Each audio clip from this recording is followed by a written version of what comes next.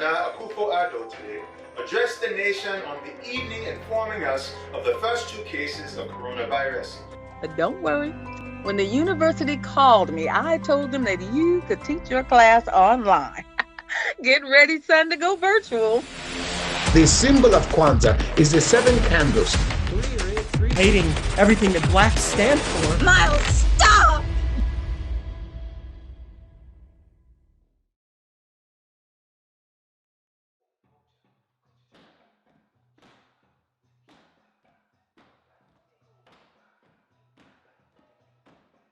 Every problem we face, every challenge we encounter, we have it within ourselves to solve it. And what we have to realize that we are our own liberators, that a people that cannot save itself is lost forever, that no matter how numerous or sincere our allies are, those of us who would be free must strike the first, the final, and decisive blow. Take also that we have to support our institution of speaking truth for us, speaking truth to the people, speaking truth to the power, and speaking truth to the world. And we have to support that. And we also have to lay the basis for building a national campaign to sustain and preserve and strengthen every city in this country. Because, again, it is our voice, and for it to go is to silence us, and we will not be silenced or sidelined. And therefore, I say to us, wake up, raise up, and reclaim our share. What power do they have? The power, they have the power to speak truth to us as a people, to get the information and share it, to bring dialogue, vital dialogue we need around interests, our own interests, around issues that affect our destiny and daily life. They have the power to represent us and what we think is right in the world. They have the power to put forth and foreground black social justice tradition of speaking truth, of honoring our elders and our ancestors, of cherishing and challenging our children, of doing and demanding justice, of having a rightful relationship with the environment, caring for the vulnerable, resisting evil and injustice, and always raising up, praising, and pursuing the good. They have the power to do that, and we must support that as a vital institution for our community.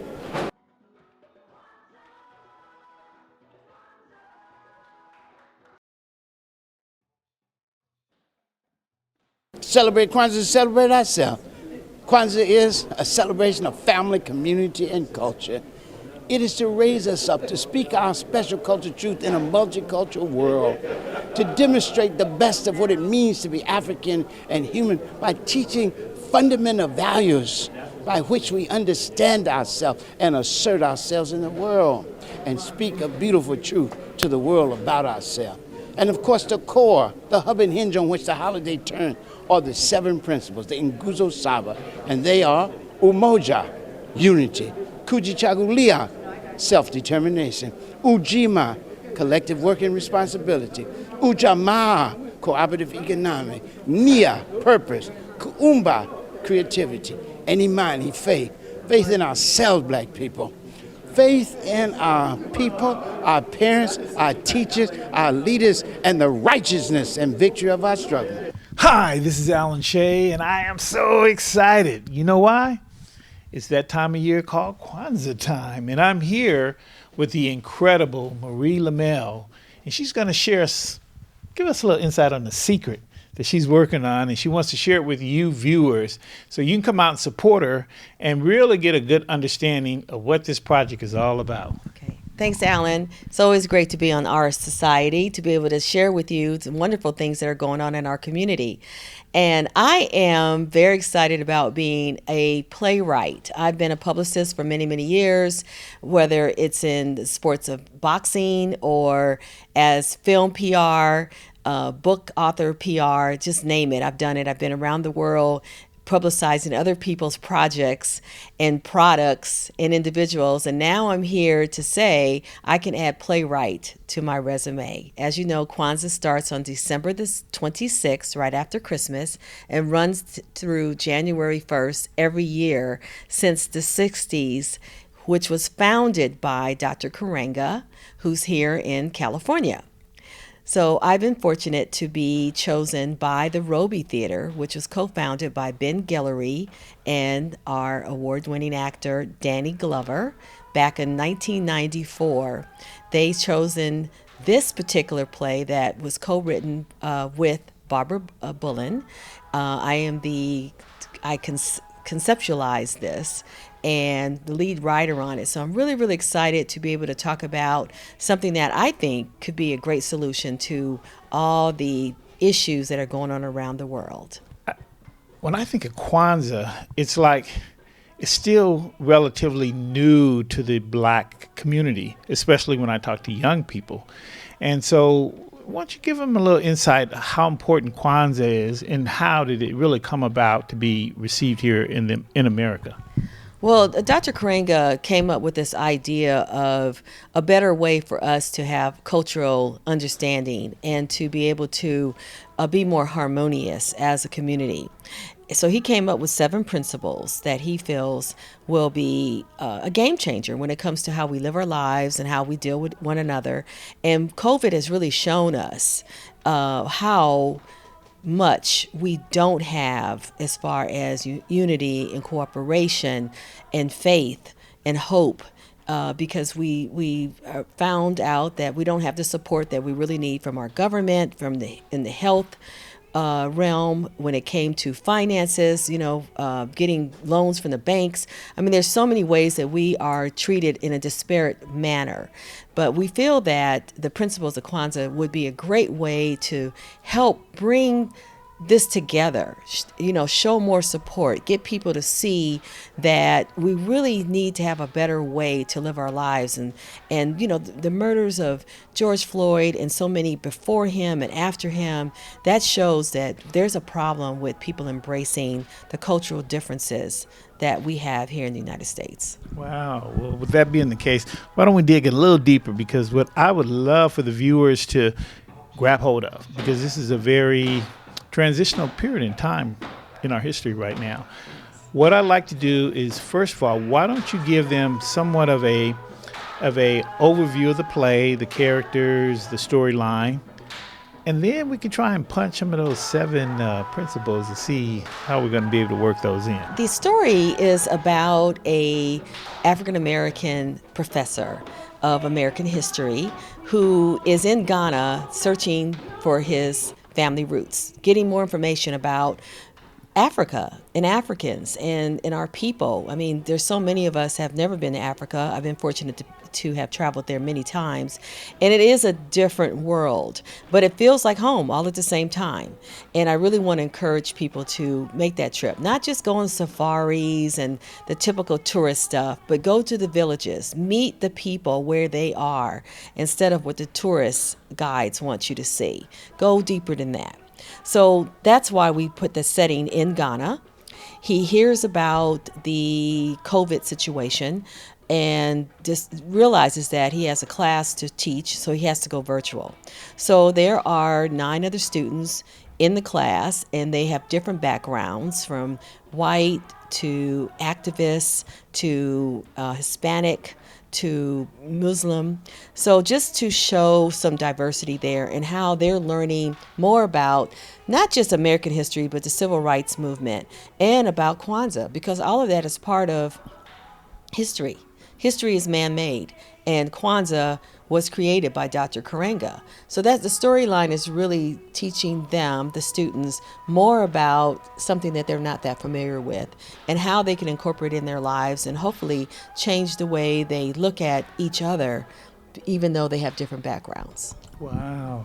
And the interesting thing with Kwanzaa and the real implementation of it is that raising the awareness to younger people so they can make this really as well received as Christmas. Because if the story was truly told, who would ever imagine that Christmas centered around a guy with a red suit and had reindeers gliding across the sky? All of that was really a PR plug, in my opinion, that has now become a well received part of our community, our environment. We need the same thing for Kwanzaa, as well as I'm sure the Latino community. They have their traditions and culture. So why don't we start with giving some of the principles of what we must begin to practice as we move closer to Kwanzaa and thereafter. Right. Okay, so there are 7 principles, and mind you, the principles I'm going to tell you in English, but they all have Swahili names, and that will be shown a little later on in the program, so you can understand that, because Kwanzaa comes from the Swahili language, meaning fruits of the harvest. So the first one is unity, and that's why I decided to call it Celebration of Unity, because that's what we need more of. Self-determination is principle number 2. Number 3 is collective work and responsibility. Number 4 is cooperative economics. Number 5 is purpose. Number 6 is creativity. And the final is faith. And when you think about it, even just not knowing the full information about each principle of what that means, what does those words mean to you? And given that is how you should really think about how you approach people, how you work with people, how you deal with your own family, your workplace as well, just everyday life. And if we can pull all that together, we take the sense of being a unit, unify, take your faith and be cooperative. Things could be a whole lot better in this world. And we really, the whole purpose of this play is to figure out, can the principles of Kwanzaa be a guide to a better world? Wow.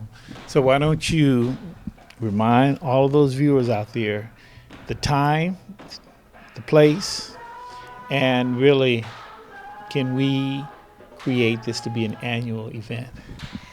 Well, we're fortunate to know that the Robbie Theater would like this to be yearly. It is virtual right now because of COVID, but hopefully by 2022 that will change and people can go to the theater, which is downtown LA, and see it in person. But right now it is virtual, and it will begin on December 26th through January 1st, RobbieTheaterCompany.org. There is a link that will be available for those, I think, after December the 1st. And we certainly hope that you'll tune in. Just know that there is some strong language. There are some, intense conversations. But this is to wake you up. This is to really let it hit home how Kwanzaa can really be a positive part of your life.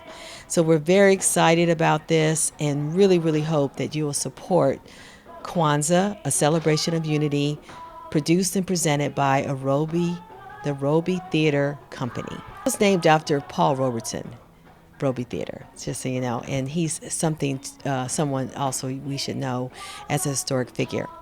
And you can reach me at Platinum Star PR on Instagram. I'm also on Facebook under Marie Lemelle, Lemelle. And my website is platinumstarpr.com.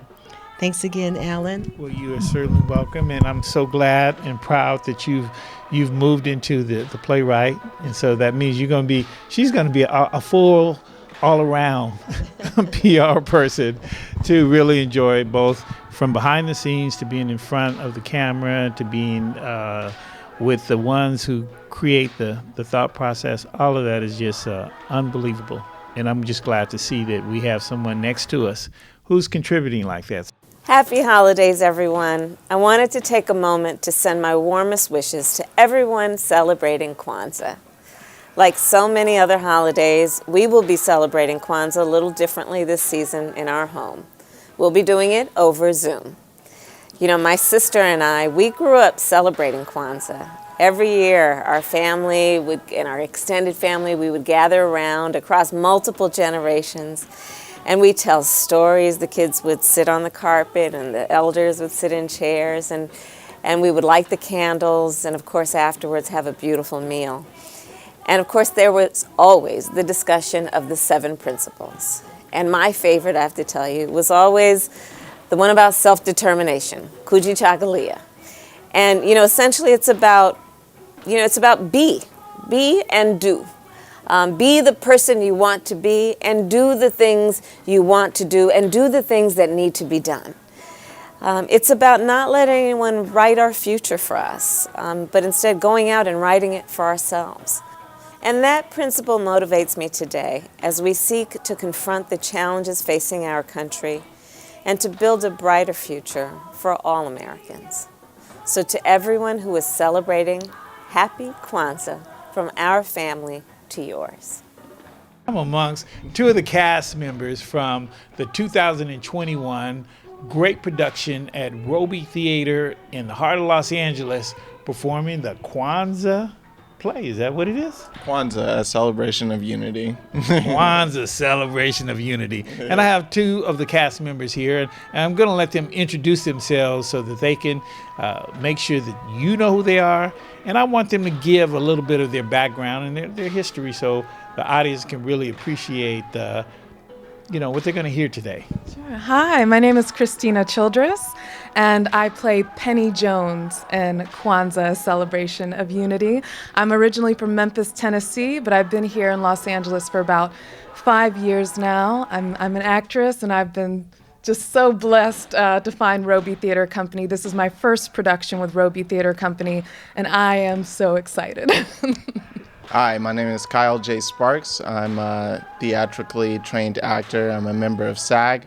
I always try to, make myself more well-rounded, so I always am studying something new. I've studied stand-up comedy. I've studied music. I learned how to play the guitar during the pandemic, and I love the Robbie Theater Company. I've been taking classes there for a number of years, and I'm really excited to be working with them.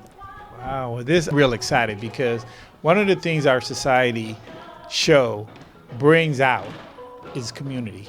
And one of the missing communities that we don't discuss a lot is the theater community and the contributions and the journey that many of you will hear today that is necessary to have sustainability for the theater. And the Robbie Theater is a major player in Los Angeles to get people there and to keep the awareness and the contributions in place. So I'm going to start with this beautiful lady here, and why don't you share with them, first of all, give them a sense of what inspired you to become an actress and your journey to connect with the Robbie Theater. Oh, absolutely. So, oh man, I don't know where to start. Acting has been a calling for me since I was very little. I used to, I would memorize full movies at a time and act them all out in my room, and I have my own kind of private world with that. And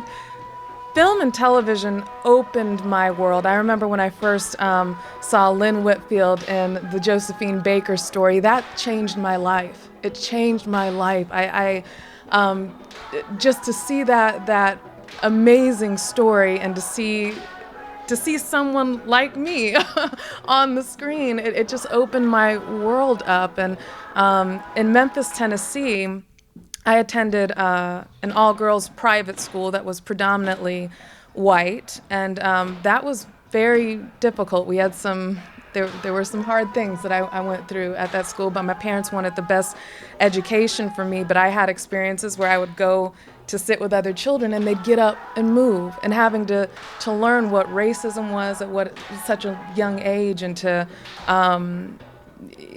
experience that. I think that film and television,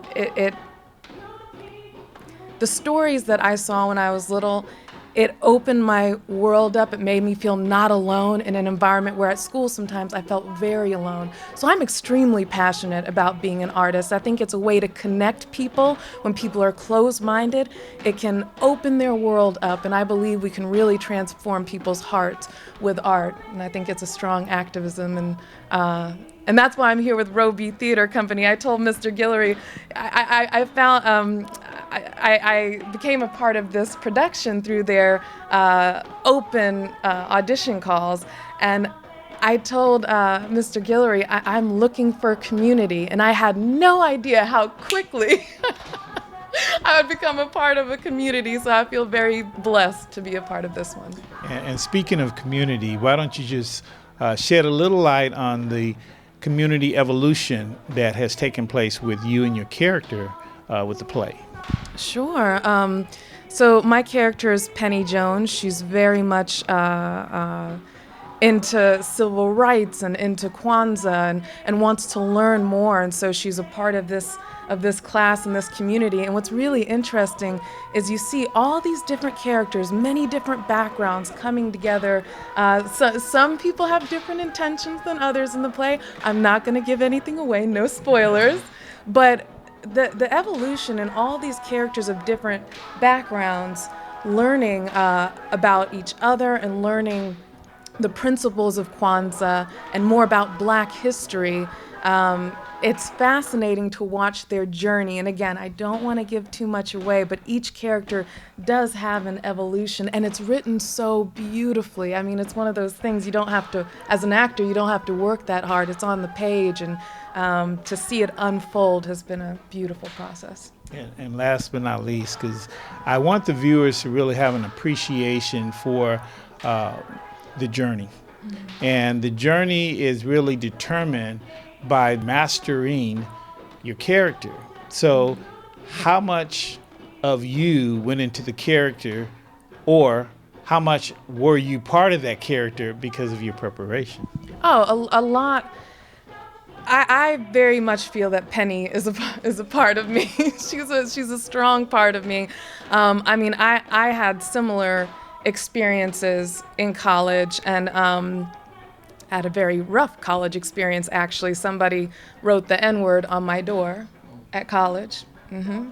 And I had to get the campus involved. I had to do a lot of grassroots work on the campus to spread awareness and to let them know that this is not okay. It will not be tolerated. We have to talk about it. We will not sweep it under the rug. And so I had to find that voice for myself. My college was predominantly white as well. And so I wrote a big article in our college paper. I ended up writing a play because of that experience. And so Penny, Penny is in me. She's very passionate. She knows her history. She's an activist. She wants to work with civil rights organization.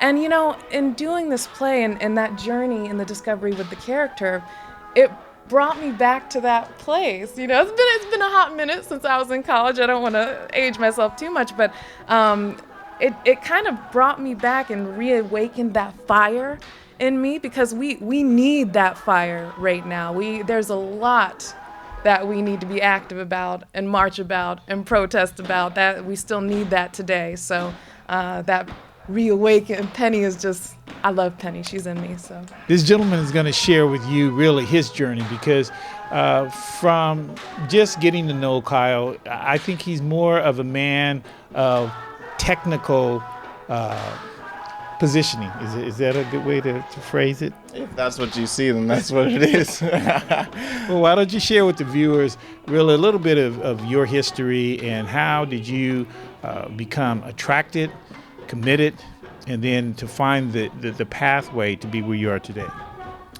Well, the pathway, we all went through the same thing, and we saw what happened with the pandemic. So for most of us, whatever path we thought we were on, a giant obstacle was thrown down in our path. So we had to find an alternate route.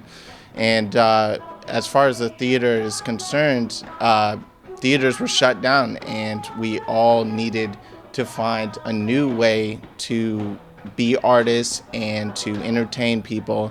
And for the most part, Zoom has been the key to utilizing, or the key tool that we've utilized in order to entertain people. And the interesting thing about this play is a number of the scenes take place on Zoom. So it's a very, the play was written with Zoom in mind, and so it's a very entertaining play to watch via Zoom, because that is the actual location of the storyline. And so I have been watching all of the Robbie Theater's plays on Zoom, so I was rearing to go when I got the email telling me that I would have a part in the next production. So I jumped into it, met all the other actors via Zoom. This is my first time meeting Christina or any of the other cast members. So it was different, but I embraced the change, and I think we all did, and we embraced the opportunity and the obstacles, and we just really had fun with it, and I hope the audience has fun with it as well. Where do you see yourself in 10, 20 years from now? Oh, wow. My hopes, I think that art has an amazing way of opening people up, of connecting people, and we need connection more than anything right now. We are so divided, and the problem is people are not educated. They're not educated about Black history, American. It's all one history. It's our history, but so much of Black history is not told. There's so many stories that need to be told, and we have to be educated as artists. And my dream as an artist, and I feel empowered in that we get to do this, right, with Robbie Theater Company and Kwanzaa Celebration of Unity. My dream is to inspire people to connect, to have difficult conversations, for that to light a fire in them to where they will take action. We have to take action. So, and I think that activism is different for everybody. Maybe you're a writer, you're an artist, there are lots of different ways to show your activism. And I think that art at its best uplifts us and helps us to share that in our community and to be active. And I hope one day to just be a part of more productions like this that share those stories that need to be told. That's my dream in life and my purpose here. Right. I never, I'll take it back, 5 years ago, I could have never imagined that I would be in a Zoom production or what that even means. And I remember the first time that somebody brought up in a meeting, oh, we should have virtual productions. I couldn't fathom what that term even meant. like virtual production. And in fact, it scared me a little bit. I was like, well, that sounds really expensive. That sounds like something we can't pull off. But today we pulled one off, and I got to be a part of it, and I couldn't be more excited. And in 10 or 20 years, where do you see yourself? Oh, 10 or 20 years where I see myself? I see myself being like my mentors. That'd be Ben Guillory and Danny Glover, who started this theater company. I hope to have a career like theirs and to be able to give back in the way that they are giving back, and to continue to be a part of, of the artistic process. Wow. Well, certainly, viewers, as you have heard for yourself, and we are documenting this, we're going to look back in 10, 20 years from now to follow up with both of you to see if you've really paved those roads for young people. And for those of you who are watching this show tonight, our sincere hopes are that you are watching this, because we are at a turning point in life. 2020 was truly a reckoning that no one would have imagined, but yet we should rise with new abilities, relationships, certainly a program for the future, and hopefully this will be the starting, as you see here on Our Society. So thank you so much. We thank you, and we thank you.